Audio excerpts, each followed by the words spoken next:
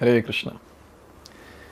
So Krishna has very nicely described Sambandha Gyan for all of us in the 3 Shloki Gita, 16th, 17th and 18th verse of chapter 15. Now after giving the Sambandha Gyan, now we are coming to Abhideya, that is the process. Sambandha is the relationship and Abhideya is the process. So this is elaborated here in the Shloka, Shloka number 19. Yo mam evam asammudho janati purushottamam sa sarvavid bhajati mam sarva bhavena bharata. So here Krishna is saying, O Bharata, O Arjuna, yaha mam evam janati purushottamam. The one who knows me, or whoever knows me as Purushottamam, the Supreme Personality of Godhead, asammudaha, without doubting, sa sarvavit, such a person is the knower of everything. And then here it is said, bhajati mam sarva bhavena, and such a person will engage himself in full devotional service to me.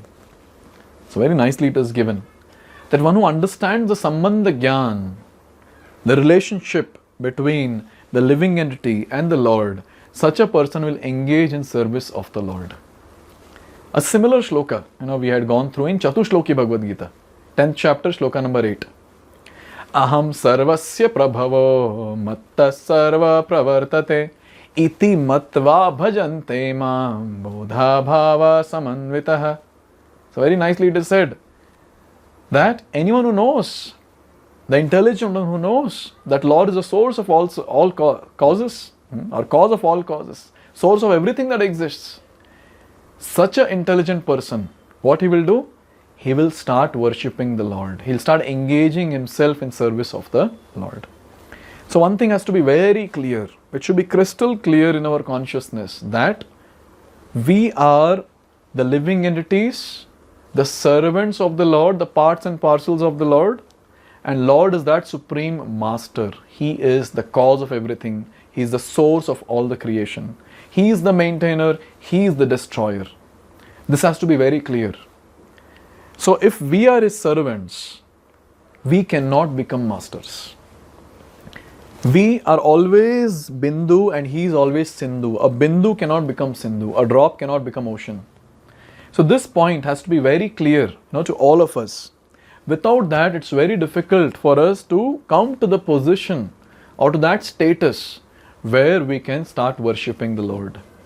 So we shouldn't be in illusion thinking one day I'll become God. No, it is not possible. We will always eternally remain the servant, be it in this world or be it in the spiritual world. We will eternally remain the servant. And our job as the servant is to serve the Supreme Personality of Godhead. And the pleasure or the happiness that we get being the servant of the Lord, we can never get by becoming the artificial illusory masters in this world. Not possible. So here it is said that in the many places the word bhajati is expressed in relationship with the service of the Supreme Lord. If a person is engaged in full Krishna consciousness in the devotional service of the Lord, it is to be understood that he has understood all the Vedic knowledge. So this point has to be very clear. If someone is engaging in service of the Lord, it means he has understood the entire Vedic scriptures. Because he has understood that what he is, or what his position is, what his identity is, and what is the position of the Lord and the identity of the Lord. So having understood the identities and the position, he starts serving the Lord because he is the servant and Lord is the master. In the Vaishnava Parampara, it is said that if one is engaged in the devotional service of Krishna, then there is no need of any other spiritual process for understanding the supreme absolute truth. He has already come to the point because he is engaged in devotional service of the Lord. He has ended all the preliminary processes of understanding.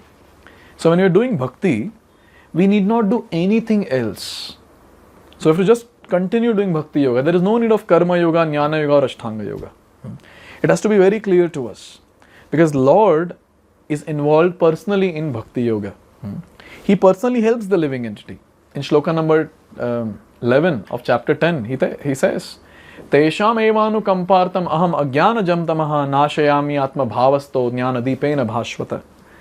My special mercy, O Arjuna, my special mercy on to those who are always tesham satata yuktanam bhajatam priti purvakam, or always engaged in my service, in loving devotional service. I give them intelligence to come back to me. Dadami buddhi yogam tam. And along with that, what do? He says, Nashayami atma bhavasto jnana deepena bhashvata. I remove the darkness from the heart, the ignorance from the heart, and lit the lamp of knowledge. So when we are practicing Bhakti Yoga, we need not do anything else apart from that. There is no need of Karma Yoga, Jnana Yoga, or Ashtanga Yoga. Because Lord Himself will be revealing everything that is needed in devotional service. So what are we supposed to do? Chant Hare Krishna Mahamantra every single day. Read Bhagavad Gita and Srimad Bhagavatam, which are the Bhakti scriptures. Serve the Vaishnavas and be in the association of Vaishnavas or devotees and render service to the Lord. Preach this message of Bhagavad Gita far and wide so that many bound entities of this world will get to know how to get liberated and will understand what is the purpose of life, what is the goal of life. And we have to make sure that whatever we have, we offer it to Krishna before using it for ourselves. Anything and everything for that matter. And always keep Krishna in the center of our lives and live our life for His pleasure.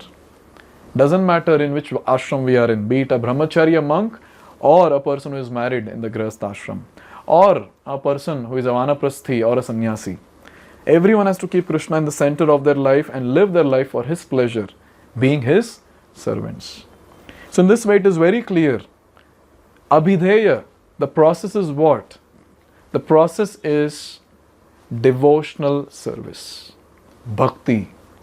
Bhakti Yoga. So this is the process that we have to follow after understanding our relationship with Krishna.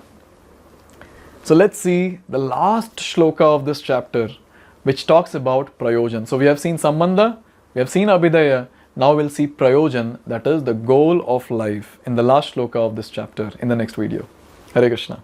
Hare Krishna, Hare Krishna, Krishna